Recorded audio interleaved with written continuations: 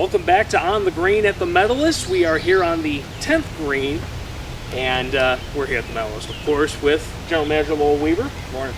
Well, today we are thinking about trying to get over that bunker. Of course, we try to land short of it, but now how do you get it on the green? It's a flop shot, and it's more famous because Phil Mickelson made it famous on his own. He's pretty good, that's for sure. Yep. Well, there's a lot of technique behind the flop shot. It's almost like playing out of the sand, but you're not playing in the sand. Yep, exactly. That's how you want to play it. Earlier this year we talked about chipping, things like that, and just try to get on the green as quick as you can and let it run out. Well, you can't always do that. You can get a shot like this where you got to hit over a bunker to a short pin, and you have to hit a flop shot. It's a completely different swing than a chip shot, for sure. Well, and when you're trying to do that chip shot, you're trying to punch it on.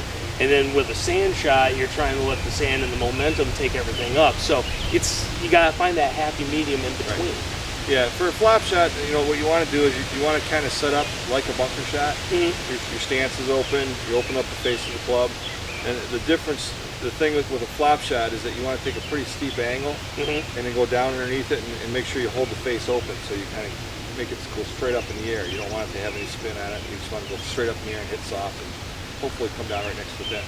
Now, a lot of people like to use like a 52 degree, a 54 degree, 56. Some even get to the extreme and use a 64 degree, so they don't have to change their swing that much. Is there any difference between those? Well, the thing is you want to have, I call it gaps between your clubs. So if you've got a 50, maybe a 54, 58, if you get a big gap into it, then that club can only be used for one thing. So you want to be able to use your clubs for different shots, for the bunker shots, the flop shots, the little short chips. So, you want to use what fits best in your bag. Of course, you can't use like a 2-iron on this shot, can you? I wouldn't try it.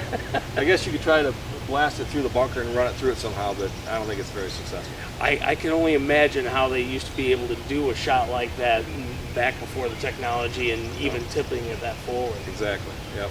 Well, we're going to take a couple of shots here and try to see if we can get close here on the 10th and use that famed flop shot. All right, wish me luck. All right. You stand with your feet are your stance is pretty wide open, your shoulders are still facing where you want to hit it. Play it off your left foot. I'm opening the club and I'm going to take it up pretty steep. Try and go underneath it and just let it fly up to the pin.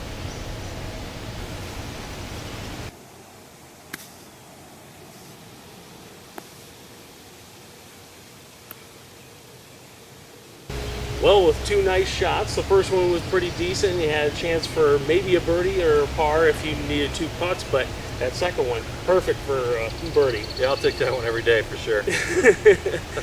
Of course, on par 5, it'd be perfect if you just laid it there and then you have a chance for a birdie. But if you run into a little bit of a snag on par 4 like that, and you can punch it that close. Right, and the thing too, if you notice the first one I took a little bit of a divot. I really didn't want to, but the thing is the difference between you kind of hitting it like a bunker shot, but the difference is you're hitting the ball and not the sand first. So luckily when I took the divot, the ball had already left the club. It wasn't so bad. The second one was, I'm not going to get better than that one. Yeah. No matter how hard I try. Now, is there anything that we should worry about? Because, of course, probably one of the biggest things about opening up your face is blading it and just sending it across the green. Yeah, you got to make sure you don't try to help the ball. If you find yourself going through and you try to help the ball up, that's when your club comes up. Hit right there on the bottom of the club, and it's going 40 yards over the green. With that hard of a swing from this close, you got to commit to it and stay through it.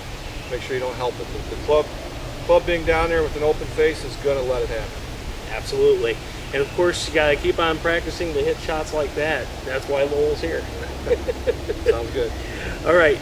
We'll keep on trying to cut the score down at least, and hopefully you'll improve on the green at the Medalist, and we'll be back with more in the coming weeks. Sounds good.